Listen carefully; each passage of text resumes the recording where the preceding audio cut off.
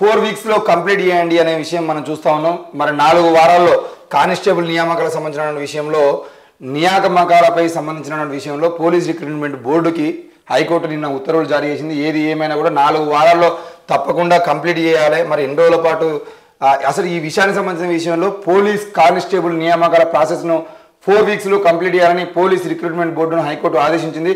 పరీక్షలో 4 ప్రశ్నలపై తలెత్తిన గందరగోళాన్ని పరిష్కరించేందుకు ఓయూకు చెందిన నిపుణులతో కమిటీ ఏర్పాటు చేయాలని సూచించింది.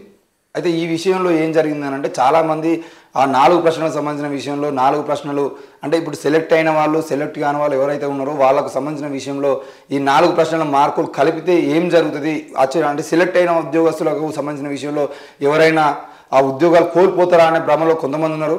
అయితే ఇక్కడ మనం గుర్తుపెట్టుకోవాల్సిందంటే ఈ 4 ప్రశ్నలకు సంబంధించిన మార్కులతో పాటే కాదు, ఇక్కడ జరిగినటువంటి అత్యంత పెద్ద అవినీతి ఏంటంటే ఈడబ్ల్యూఎస్ రిజర్వేషన్లకు సంబంధించిన విషయంలో ఈడబ్ల్యూఎస్ రిజర్వేషన్ను ఉపయోగించి అత్యంత తక్కువ మార్కులు వచ్చిన వాళ్ళు కూడా కానిస్టేబుల్ ఉద్యోగాలను పొందిరు.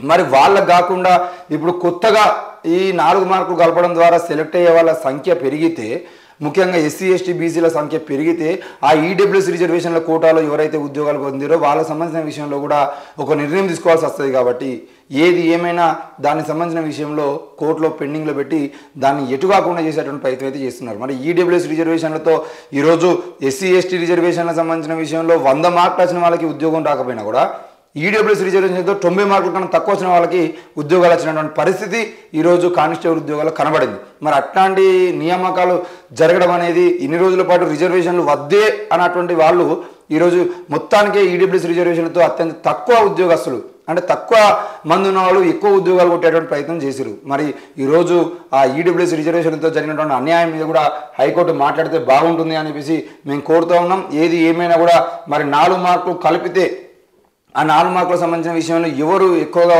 ఆ ఉపాధి పొందేటువంటి అవకాశం ఉంటుందని చూసినా కూడా మళ్ళీ ఈడబ్ల్యూఎస్ రిజర్వేషన్కి సంబంధించిన వాళ్ళే ఎక్కువగా ఉద్యోగాలు పొందేటువంటి అవకాశం ఉంటుంది. కాబట్టి మరి అట్లా జరగకుండా మరి ఓయూ వాళ్ళకు చెందినటువంటి ఉస్మాన్ యూనివర్సిటీకి చెందిన నిపుణులతో కమిటీ ఏర్పాటు చేయాలని నిర్ణయించడం, వాళ్ళు కూడా ఆలోచించి దానికి సంబంధించిన విషయంలో ఈడబ్ల్యూఎస్ వాళ్ళకి కాకుండా ముఖ్యంగా ఎస్సీ ఎస్టీ బీసీలకు అన్యాయం జరగకుండా చూడాల్సినటువంటి అవసరం కూడా ఉంది.